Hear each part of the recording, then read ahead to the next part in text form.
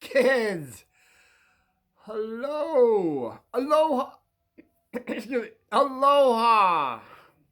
Looks like to me, I'm feeling that you're all eating what's been being put in front of your plate when you're sitting down and eating. I am very proud of you. I was going to go to the eighth grade as I've been promising forever, but I was at a playground going by and I saw two kids. They were somebody. I didn't catch if they pinched. They tripped somebody. I think they pinched them, and the kid was tripped, or it was something like that. And then I had something for you in case that might happen on the playground. I gotta just put it out there for you. Before the teacher got involved, they did separate the kids. They didn't do what I did. I happened to me. The teacher didn't do this. The sharing and shaking hands for some reason wasn't brought up. Maybe the teacher had something else on their mind. So that's why I wanted to just, while it was fresh in my mind, what would you do if someone pushed you, or they tripped you, or they pinched you? What would you do? You know Uncle Martin's rules. What would you do? I hope you wouldn't. See, that's going to be negative when another kid hits you like that, pushes you, pinches you, is negative, and they're looking for the reaction. And I was thinking, I might have something for you, so this is what I'm going to throw at you. One of those three things happen. Rather than retaliate, why not try something like, cosmic humor, which is going to throw them off? You'd stand back, face them, stand back from them at a punching range, shoving range, pinching range, stand back just a little bit, don't go too far, and say something like, look, what you just did to me was I feel it was very negative of you to do. Now, I feel that if we're going to go any further, we're going to have to arm wrestle. Everybody in the playground is going to want to see this. They probably want to see a fight also. Kids are like that. How I told you before, when there's a fight, they love to see it. But kids, I found, love to see an arm wrestling even more. It's something about that too. So then, let's just say the kid has a gang with him and he has bigger people than him. He cannot refuse you from arm wrestling. The law is it has to be one-on-one with arm wrestling. You can't have more than one. It's one-on-one. So he might say, no, you're going to arm wrestle this big guy. And you're saying, no. What are you, afraid? I want to arm wrestle you. And you could be the smallest, middle, or high. And that's the way bullies work. They're going to start at the bottom. But you could be right in that middle range. You could be little to medium like Uncle Martin was. So I guess that's how I got to get what I got. And so what I'm saying is that if you do this, you won't be falling into the trap of what they want. You're reacting on a positive way than negative. Negative would be go pinch them back, trip them when they're not looking, or whatever else they were doing to you. So you're going to work on a more positive level. And plus, it's not going to be on the playground. You'll say, well, recess is about over. We'll do this at lunchtime, which is fantastic because then everybody gets to watch. So at that point, I'm going to say, you're a medium person. Perfect. You're a medium person now in the lunchroom. And kids, you could be a preschooler, kindergartner, high school, college. This is probably not you college kids, but it could be. So let's just say up to high school at this point. You're now in a lunchroom. Everybody knows there's a challenge. And this time you're going to win, okay? Whoever you are listening, you will win at least one or two times, one side or the other. Remember, it's only 3 times on both sides. So afterwards you will say, good job. It'll set them back so much that, well, first of all, they saw that you won at least 1 or 2 of those arm wrestling, so they're not going to bother you anymore. You probably won't even have to go to rules. Of the other 3 rules, never the 4th rule. So you would say to them at that point, well, they're going to really want you to join the club because they can see you have strength inner and outer strength to take care of whoever it is that you won that one or two times. And they will want you to join the club. And now you can simply say, you had no intention to do that. And now you can say, I don't feel that you or your friends here are very positive, and I would prefer you just to stay away from me or keep your distance. And they will do that. So you'll be way ahead of the game on so many ways. Once we fall into the trap of that negative thing being put to us, we give that negative side what they're looking for. You throw them off totally when you go this way of, well, not running, not starting a fight. You are going to rule number 2. And I'm saying, once you do this, kids, you won't even have to go to Ring Around the Rosie. I'm saying that's their last resort, that they would want to have you after school. So they just want to be left alone too, because you have so much sand that you've shown that you're not going to put up with this. And then the rest of the people you're going to have more friends. You will have your own gang, but you won't be on the negative side. You'll be your friends that you didn't know you had. You're going to be working on a positive side. I guess that's where gangs come in. They think both sides both sides think they're positive, and that's why these gang situations happen. There's always some kind of power hold on whatever level they're working on. But I'm saying the gangs, wherever you are out there, if you get a hold of Uncle Martin, you're just kids. You gangs are just kids that maybe just brought on some negative traits that you didn't know were negative. I'm saying you guys are just kids, and you just have a little bit of more learning to do. As I said before, man, come on, give me a break. We already got the knowledge and the wisdom. We just need that little bit of more of kindness and love. And you know how hard love is. Everybody blah, blah, blah, love this, love that. And especially if you got an enemy, that's like, last guy I'm going to give love to, let alone forgive. No way. And that's what it comes down to, kids. All of us have had some negative experience on some level. We've had our tricycle taken, our ball taken, our car taken, or a house taken, whatever it is. You can't have, you can give out the negativity back to them. You got to just learn now that you have to catch up on your mortgage payments. Then the third time they come and kind of take it away. Then there's ways of getting away with that. I work for the mortgage company, and I'll give anybody of those things some tips down the road. I got something for everybody, all right? You little preschoolers, kindergartners, high school, college, people that are not old, but with more experience. Remember what I said about old. There is no such thing as old unless you accept that. Remember that little story with that actor? It works that way.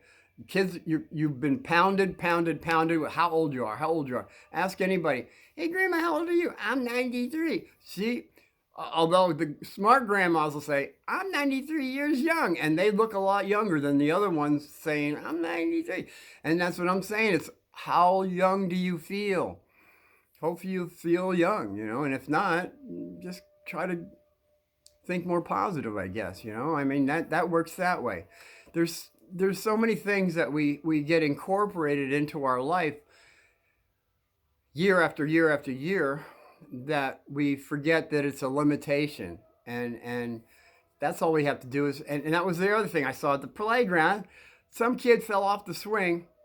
The mother was there. I think the kid was about 2.5, 3 years old. And the kid was getting up to get up back on the swing. The mother interrupted the child from getting back on the swing. She's going, oh, baby, I'm back. And the kid then looks down at his arm that had a little sand on it. He was fine. He was, and then he saw, what? Ooh.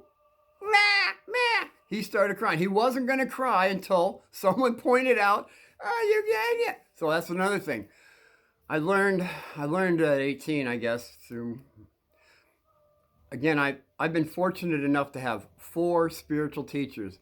The second guy was Lee. His name was Lee. And he put it out there just as an idea that when we fall down, and he gave the mother scenario, there's scientific things that with our brains, once we get hit anywhere, it takes a minute second for us to calculate from there to here, wherever it is, our toe, our whatever. It takes that second to get to the brain to where there's a sensation is basically what it is. It's up to us to choose pain, which is negative. Sensation is going to be a little more positive for you. When you start looking at it this way, kids, it's really quite amazing.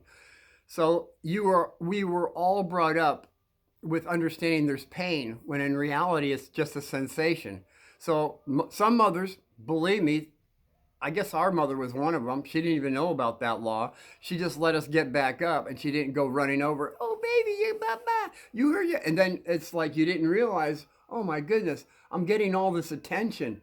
Ooh, bah, bah. And that's how babies are also. They get that attention, and after a while, if they need the milk or baby change your diapers or whatever, and then we keep growing up at a certain level of that understanding. And pain comes into it. Some people walk around and you wonder, how are they getting away with this, man? And they say, which is a weakness, by the way, if you say you're in pain. But on the other side of it, when you say, I got this pain, people are going to come on, they want to help you with your boo-boo. So you're getting attention that way. And when you're walking around not saying what the sensation is, people kind of leave you alone more, and you get to work. And by the way, those sensations that were correlated as pain, they will go away to give them more energy. In fact, ever since this is what he said to me. He says, whenever you get that sensation, instead of going, ow, which we always do, we stub our toe, our finger, run into something, ow. We are telling our body that it's now an ow, and then we get it. We get that pain because we agreed that it was pain. Whereas if you would do this simple little thing, which I've done since I was 18, and boy, oh boy, does it ever work. This is what you do. You stub your toe, you stub your finger. Instead of saying, ow, just say, gone. You are refusing that immediately before it hits your brain. That's how fast it is. When it happens, you say, gone. It will now become a sensation for you, not an ow, owie. No, it'll be a positive thing because it's gone. You say gone, you're not recognizing it. You don't want it. You don't want that negative thing that happened to you. It's now gone. And I've done this 1,000 times more than that since I was 18. And now that I'm a little younger, well, more experience, but I feel like I'm 34, right? I don't know if I look 34, but I feel 34. See what I'm saying? Maybe. And you look at all people with more experience, those that are happier are thinking under that mindset, well, more than likely, whether they are aware of it or not. So old is how you want to. And it's so difficult. How old are you? How old are you? How old are you? People just, how old are you at your birth? I'm 3.5 years old. It never ends with this. So old is negative. Feeling young is positive. And it's just our perception on what we're going to accept. This pain isn't really a pain until we accept its pain, is what I'm saying. Once you say it's gone, boy, it goes with that concept. Because scientifically it's proven. It takes from your toe that you stubbed, it takes a minute amount of time to get it up to your brain. So at that, before it hits that level, you're saying gone. It happens to work. And I am living proof. I'm not just making this stuff up. I don't just pull this out of my hat. I didn't think it was possible when I heard that, but I tried it. And son of a gun, if it didn't work. I mean, I was not accepting pain. I was saying it was gone, and all of a sudden, it was gone. Headaches. People, we're all pill poppers to some extent. This time period we're in, everybody's taking a pill, happy pills. You go up, and then you need to go to sleep. So you need to take another pill to go to sleep. And then you get up in the morning. I need another happy pill. I need a pill. A pill. We look at the commercials. You got to have this pill. I'm not naming what color pill it is, but we're getting commercials with, you must have this pill. And tell your doctor you want this pill. What happens? You go to the doctor. He's more than happy to give you that pill. Because, he's listening to you, where you may want to listen to him before you ask for a pill. That's all I'm saying. We are pill poppers. When I heard that when I was 18, I'm thinking, wow, yeah, people do take pills a lot, don't they? Or is that just a coincidence? No, there's a lot of money in pills, as we all know, and I just prefer not to have a pill. Just me. I don't know, the pill, probably some really positive vitamins, that have not been heat treated. Look at your pills that you got. Have they been heat treated? Very important. That takes a lot of stuff away from it. Oh boy. So I was trying to just get that across before we jumped into something else, which would be, yeah, you know what? I do have time for this. Who are your friends? I think I left on that. Who are your friends? I grew going into my 8th grade finally.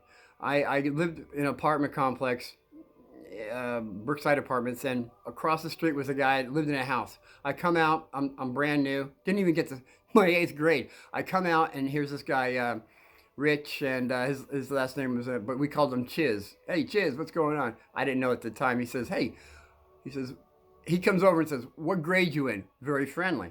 So I said, I'm going to go into 8th grade. He says, really? I'm going into 8th grade too. I said, really? Yeah, well, yeah, we're the same age, yeah. Well, I stayed back. I didn't go into age yet. And I said, are you going to public school or are you going to Catholic school? And he says, I'm going to Catholic school. I said, really? And he says, yeah, I'm going to the blah, blah, blah. And I said, that's where I'm going. And I said, what kind of school is it? Because I like to know what school I'm going to go to beforehand, since he's been there since 1st grade. I'm thinking, this is fantastic. So I said, well, what kind of school is it? Is it good? He says, it's the best in New Jersey. I said, wow. And he says, but there's a drawback. The drawback is the nuns. It's a Catholic school. The nuns are tough. They're probably the toughest. I said, really? These nuns are tough? Oh, no problem. I got that covered. So we talked. And so through the whole summer, 2 months now, we played softball, wiffle ball, kickball, football, basketball. Every ball there was, we played, plus other games, I guess. So we became friends. And I'm saying, who are your friends? And I'm still wondering about this guy, but I'm thinking maybe he forgot. He forgot to tell me something, which was about, they played this game, first of all, which I'll tell you about, this cute little game. All these kids played from 6th grade, 5th, 6th, and 7th grade. He was involved in playing this game, which he didn't mention to me, ever. And that's what I'm saying. Who are your friends that know about this negative game? Why would they keep it a secret, So I'll get to that too, because we're rolling into that. The other thing is he didn't tell me about the guy that never lost a fight since 1st grade, that was involved in the 5 henchmen that I will bring up. He never mentioned the 5 henchmen, let alone the lead guy. They didn't have to work with anybody else except this one guy. Okay, his name was Marty. What a coincidence. So Marty was never told to me. Okay, I guess I can get into the first day in 8th grade. That's harmless enough. As you well know by now, anybody coming in late, maybe this isn't for you. You might have to go back a little bit. I had a situation, I enjoyed the window seats, and I enjoyed staying away from the nuns as long as possible. In fact, I always went to the back row all the time, and for some reason it might have been a coincidence that I got pulled from there or the window in front of their desk, or within 3 rows, but I was still in front of their desk. I walk into the room with Chiz. I walk through and I'm thinking, I'm sitting in the back row. Well, the back row, now there's 52 boys. That back row is already set with most of the big guys. The next row, there was one seat available. And I was going in, but I had in mind to sit at least by the second row. I was going in, and as I was going in, one, two, three, yeah, I went through three guys, and the fourth guy stands up in front of me because I was going to go to the seat next to him, and he stands up, and his head is about up to here. So I have at least a little height on the guy, but he's saying, no, you can't sit there. And I said, no, I just want to sit there because I didn't go into being away from sister and it was my first day. I wanted to see what was going on. And I wasn't actually smiling. I was just coming in and wanting to sit down in that back seat. He's saying, no, you can't sit here. And then I looked around. I looked at the back row and I looked at this row. And they weren't smiling. And at that time, Chiz is pulling my shirt. You don't want to sit there. Come on up over here by me. I'm thinking, okay, it doesn't look too friendly here. I'll go up there. So I got the third row to the window. And I guess Chiz might have been sitting next to me. And so sister comes out and she says, blah, blah, blah. She says, the whole school, we have an assembly. Perfect. An assembly this morning, and we all will go there from no kindergarten, from first grade to us. We are the lead group. We are the 8th graders. And we get to sit in the front, by the way. And then from there, the first graders. Just giving you a little picture here in the big auditorium. Then there's the Reverend in the middle, both sisters. The two 8th grade sisters. The sister that teaches us, the short little one that I'll get into, and then the tall, skinnier one who teaches the 48 girls that were sitting above us. Just giving you a little picture. Father, the Reverend, and the 2 nuns. They all had some blah, blah, blah to say. All I remember about Father is that there's a spiral staircase on the stage, which the plays would be. Off to the side was a spiral staircase. On top was a couch. And what happened was something about 2 kids, a girl and a boy, got caught. Never went into whatever it was, but they no longer go here. That's pretty much what the concept was. I had to get up those spiral stairs, and there was a couch up there. Let's get back to where we were. Whatever they were all saying went through me like duck offal, back of a duck, water, duck, buck. Yeah. So now, and by the way, I don't know how this happened. It probably was a coincidence. But as I think back, I think somebody told this Marty guy, stay close to this guy. Looks like a troublemaker. Or maybe he wants to join the club. Okay, there's 3 rows. 1, 2, 3. I'm in the 3rd row, all the way to the right. But somehow Marty's in front of me. Didn't even know he was there, sitting to my right. So that's the picture. We got 3 rows, and us, we're in the 3rd. Everything's done with whatever they were talking about, Father and the 2 nuns.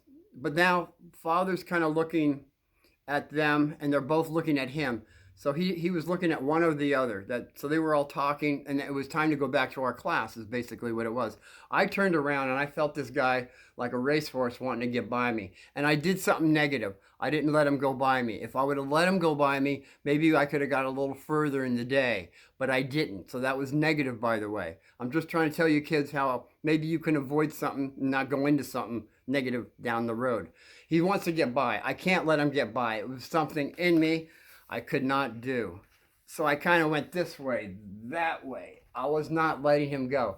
And I turned around and he's like really upset at me. So now I turn around and there's a girl next to me, about right here. Her head was there.